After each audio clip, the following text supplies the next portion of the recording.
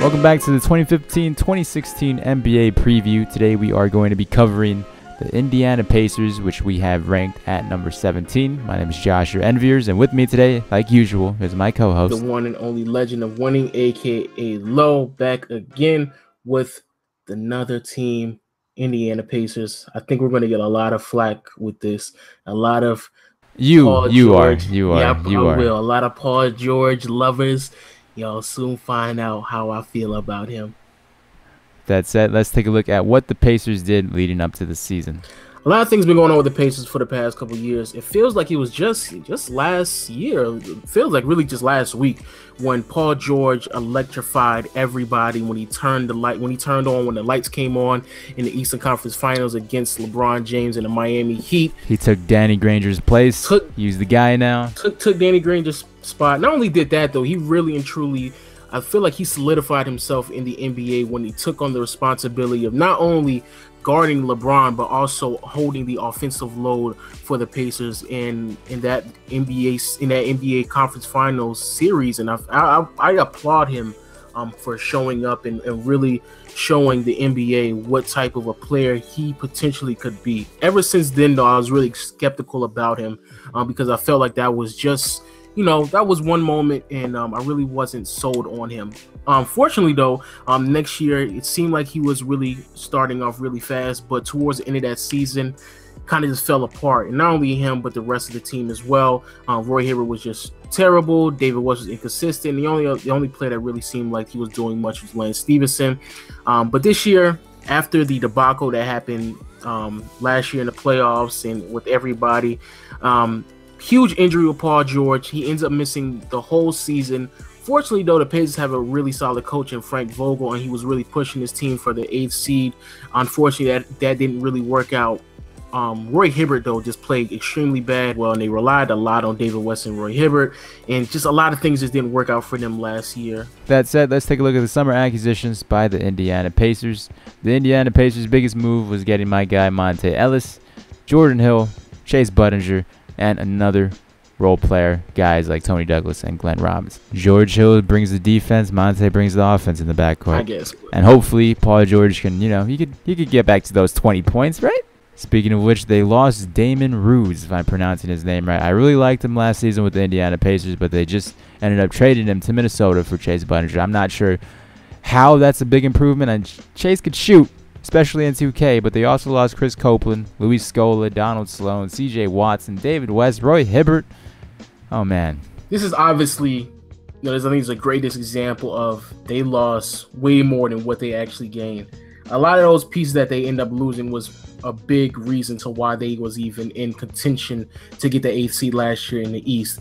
Rudes I don't really know how to pronounce his name either, but he had extremely great games and moments towards the end of the season. Chris Copeland was extremely I didn't think he was going to be this good, but he was really, really, consistent all season long. CJ Watson, of course, as always, has moments. And David West, he's strong as a rock. He's going to give you those 15 points. He's always tough, always going to be, giving that veteran leadership. And I don't really know if they gain any of that back with the players that they end up picking up. Now, what I do like from the Indiana Pacers is the player they drafted.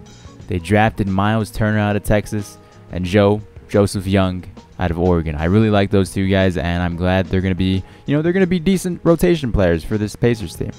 Now on to the rotations for the Indiana Pacers. At center, Ian Mahinmi is probably going to be getting the start for the beginning half of the season, along with Jordan Hill, Paul George, Monte Ellis, and George Hill.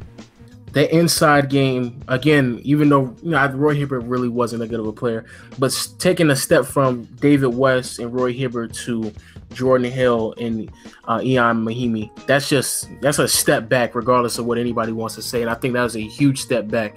This team they got younger though. They got younger, but this team most definitely based their identity off of defense, and they lost two extremely key components on that identity when they lost David West and Roy Hibbert, and they didn't really gain anything back with those two losses. So I think that's the biggest glare when I see this team now in their starting five. But Paul George is back, so we'll see. If we take a look at the bench, we have Miles Turner for the time being, Lavoy Allen, Solomon Hill, CJ Miles, and Rodney Stuckey is probably going to be anywhere between the shooting guard to backup point. So that's why we have Rodney Stuckey there.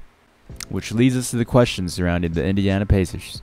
So the question for the Indiana Pacers, and maybe, you know, I'm just a hater. Maybe I'm just, you know. It seems like you may be a little salty. Maybe I'm just a tiny bit. Maybe I'm a hater. Maybe my standard of greatness. Don't worry. We all have a player that we dislike, so it's all right.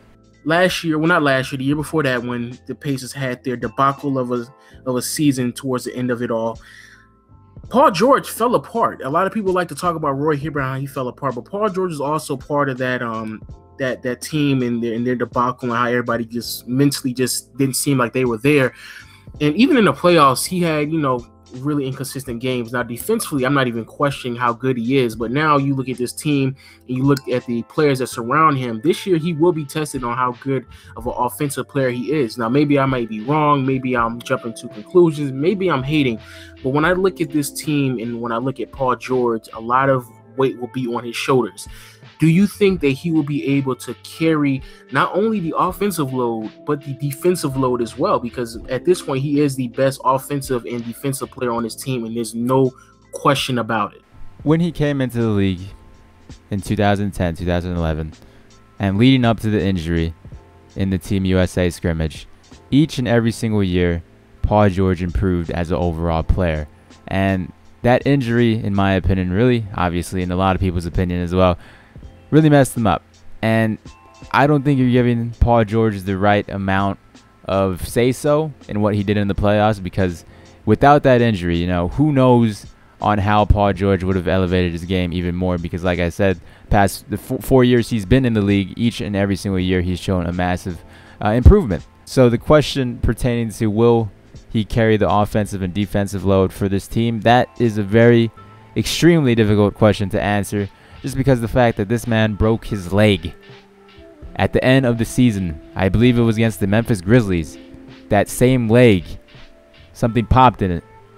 And I don't know if he came back a little bit too early, but who knows if he'll ever be the same player again. I'm hoping he does. I mean, who wouldn't want to see a top 5 small forward in this league?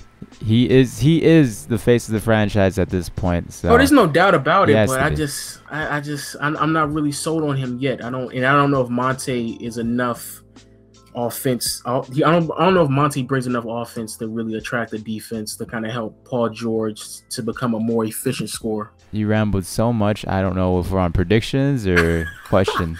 Now moving on to the predictions for the Indiana Pacers. They're gonna be fighting for playoff contention, but it all, like we said, depends on Paul George. Can he be the guy once again? And I don't think he can. I think a lot of that was just the system and the players that were around him, and those players are no longer around him. So I think they will fall short this year. And that's why these are predictions. I predict that Paul George, he might not have, you know, putting up 20 points, but hopefully he can return to form, and hopefully he stays away from injuries. I mean, I wouldn't want any player to, you know, go through what Paul George has been through, but I mean, he's a star, so hopefully he could perform like a star this season. That said, we'd like to thank you guys for watching. If you could leave a like on this video and share it with anybody you know, it'd be greatly appreciated. A lot of time and effort are put into this, so thank you. Leave a comment in the comment section below. Always share it, always like it. We thank y'all for showing the love and support that y'all always do. We love the communication and the conversation that we do have in the comment section, and just always be looking out for the next video, man, because we always are putting these videos up, and we're at 17 now, so we're about halfway done, man.